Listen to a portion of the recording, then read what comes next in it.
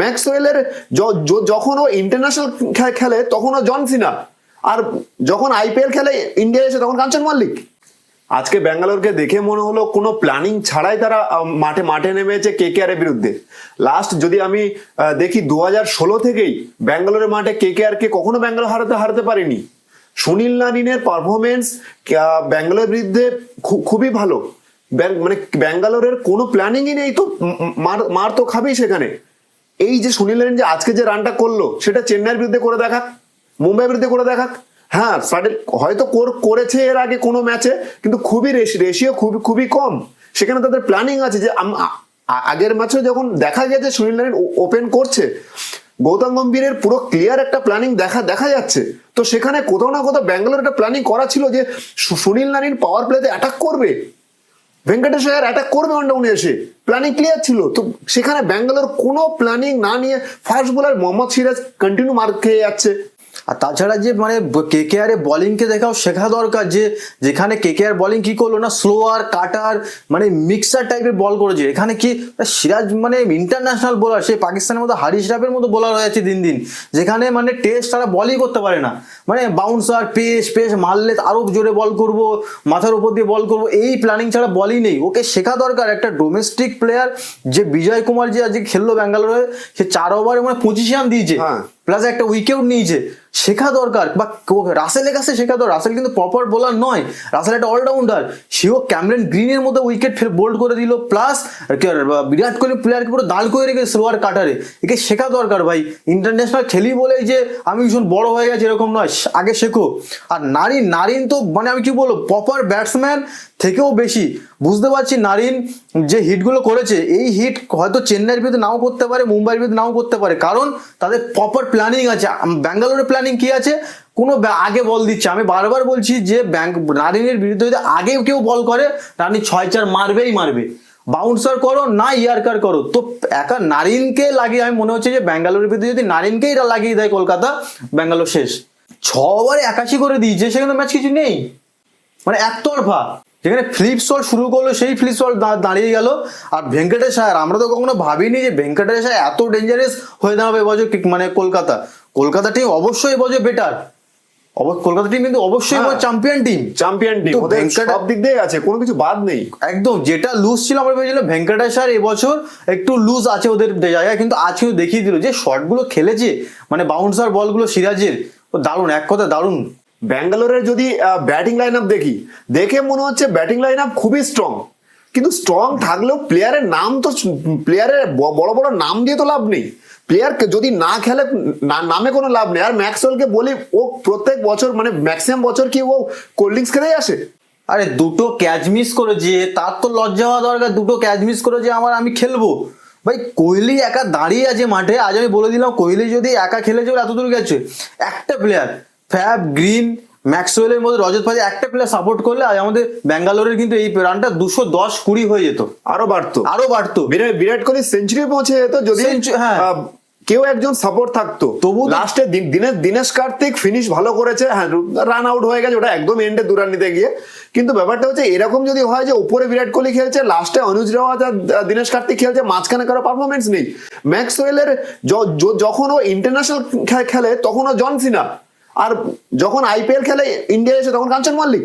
মানে ভীষণ বাজে, মানে ম্যাক্সওয়েলের পারফরমেন্স এত বাজে, মানে ভাবাই নেই যে শুধু পাঞ্জাব। আজ বুঝতে পারছি পাঞ্জাবের ফ্যানরা এরকম কেন, পাঞ্জাব থেকে কেন তাকে তাড়িয়ে দিয়েছে।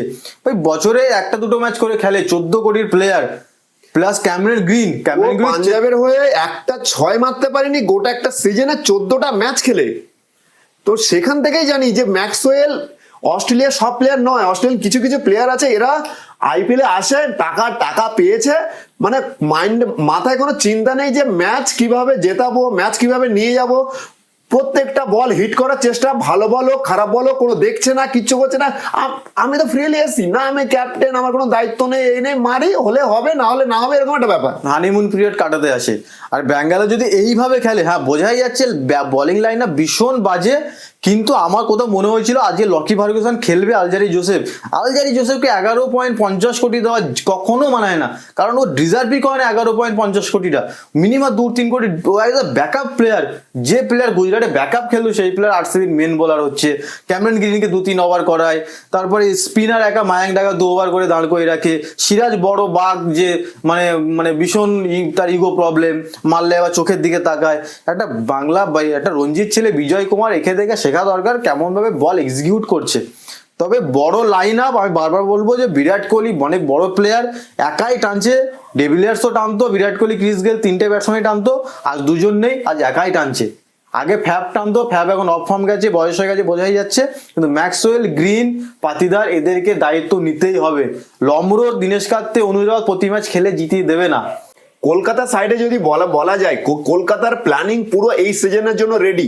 যখন থেকে গৌতম গম্ভীর কলকাতাতে গেছে তখনই অলরেডি কলকাতার মাইন্ডসেট অলরেডি চেঞ্জ হয়ে গেছে, কারণ একটা উইনিং ক্যাপ্টেন প্লাস এত সুন্দর ক্রিকেট ব্রেন তার, প্লাস সে মাঠে কিভাবে কোন প্লেয়ারকে কোথায় এক্সিকিউট করতে সে জানে। লাস্ট সিজনে কিন্তু সুনীল নারায়ণকে ওপেনে দেখা যায়নি সব ম্যাচ, কিন্তু এই সিজনে পুরো ক্লিয়ার হয়ে গেছে। এই সিজনে কিন্তু জানেও না যে সুনীল নারায়ণ ওপেনে ভালো খেলবে কিনা, কিন্তু সে তার প্ল্যানিং এর সাথে রেডি যে সুনীল নারায়ণ আর ভেঙ্কটেশ আয়ার দুজনকে আজকে খেলা দেখে মনে হলো দুজন ছাড়া পাগলা ঘোড়া, মানে ওদেরকে পুরো ছেড়ে দিয়েছে যে তোমরা যা খুশি করো, তোমরা 14টা ম্যাচ তোমরা খেলছো। প্লাস ওদেরকে প্ল্যানিং যে ওদেরকে ছেড়ে দিয়ে যদি উইকেট তাড়াতাড়ি পড়ে তারপরে প্ল্যানিং কি আছে সেই প্ল্যানিংও রেডি। শ্রেয়াস আয়ার আসছে, তারপরে এন্ডে তো মানে বোমবাস্টিং ধামাকা রিঙ্কু রাসেল। মানে টিমটা পুরো মানে খুব ভালো করে বানিয়েছে, কে কোথায় খেলবে। ওপেন খুব ভালো স্ট্রং করেছে, এমন একটা প্লেয়ারকে রেখে দিয়েছে যে 6 ওভারে মানে ওয়ান সাইডেড করে দিচ্ছে।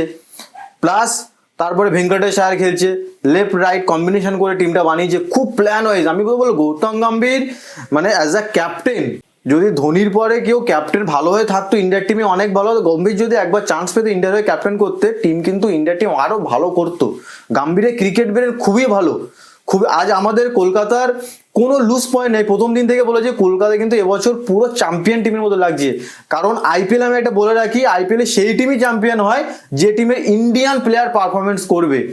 মুম্বাই বলে নাও, চেন্নাই বলে নাও, আমাদের কেকেআর চ্যাম্পিয়ন কারা করেছে? ইউসুফ পাঠান তখন খেলতে বলে রাজস্থান চ্যাম্পিয়ন হয়েছিল।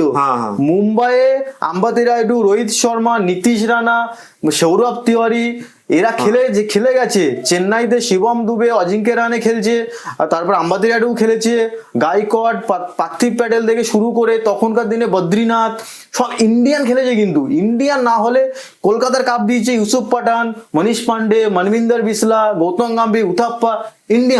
ইন্ডিয়ান বেস অনেকটা স্ট্রং, ভালো পারফরমেন্স করছে। এবার সবার মনে হতে পারে যে মিচেল স্টার্ক এত দাম দিয়ে কিনলাম, আইপিএল এ বড় প্লেয়ারও মার খায়, ঠিক আছে। ও কিন্তু আইপিএল খেলতে এসে প্রায় 10 বছরের ওপরে পরে, একটু টাইম লাগবে। আশা করি ও যে ম্যাচগুলোতে খেলেছে, Kolkata high scoring pitch, Bangalore high scoring pitch, বেরিয়ে এই যে যখন চেন্নাই বা আহমেদাবাদ এসব পিচে যাবে, আমি বলে দিলাম 5টা ম্যাচ একা হাতে করেই মিচেল স্টার্ক জিতিয়ে দেবে, কারণ ওর দম আছে। আর মিচেল স্টার্ক রং দেখাবে, মানে ও এমন জায়গায় ম্যাচ যেতে হবে সেখানে হয়তো কলকাতা সেটা খুব বেনিফিট হয়ে যাবে। তবে কোথাও না কোথাও যেখানে হর্ষিত রানা ভালো বল করছে, সেখানে একটা ফাস্ট বোলার, তার ফাস্ট বোলারের ইগোটা একটু সাইডে রেখে যদি ব্যাকআপ লেন্থের পিছনে একটু ট্রাই করা যেত। যদি মিচেল স্টার্ক ভালো পারফরমেন্স করে তাহলে কলকাতার টিমে কোনো অংশে কোনো দিক দিয়ে কোনো মানে লুজ পয়েন্ট খুঁজে পাওয়া যাচ্ছে না। স্পিনার অ্যাটাক তো অবশ্যই বেস্ট, সুনীল নারায়ণ, বরুণ চক্রবর্তী, সুয়েশ শর্মা যতটা সাপোর্টে থাকবে, কিন্তু বরুণ চক্রবর্তী, সুনীল নারায়ণ দুটো টপ কোয়ালিটির স্পিনার। ফাস্ট বোলিং হর্ষিত রানা খুবই ভালো পারফরমেন্স দিচ্ছে, প্লাস মিচেল স্টার্ক যদি সাইড দিয়ে সাপোর্ট দেয়, আর রাসেল যে 2-3 ওভার করে যাচ্ছে এবছর এই পরপর দুটো গেমে হাই স্কোরিং পিচেও, রাসেল যে হিসাবে তার স্কিল দেখাচ্ছে, স্লোয়ার থেকে শুরু করে স্লোয়ার বল কি অনেক সময় ম্যাক্সিমাম ক্ষেত্রে দেখা যায় বাউন্সার, স্লো বাউন্সার আসছে, ব্যাট আগে যাচ্ছে, কিন্তু বোল্ডও পর্যন্ত করছে কিন্তু ব্যাটসম্যানকে। তো সেটা কলকাতা যখন রাসেল যখন বল করছে একটা সাপোর্টিভ, সেখানে কলকাতার এটা আরো একটা প্লাস তম দিক। একদম কলকাতা, আমি যা বললাম যে কলকাতা চ্যাম্পিয়নের মতো টিম আছে এবছর, তো এইভাবে খেললে কলকাতা আগে যাবেই। আর ইডেনে যে ম্যাচগুলো আছে আমার মনে হয় 7টার মধ্যে 5-6টা জিতেই যাবে কলকাতা। আমার চ্যাম্পিয়ন টিমই লাগছে, টপ 4 তো যাবেই।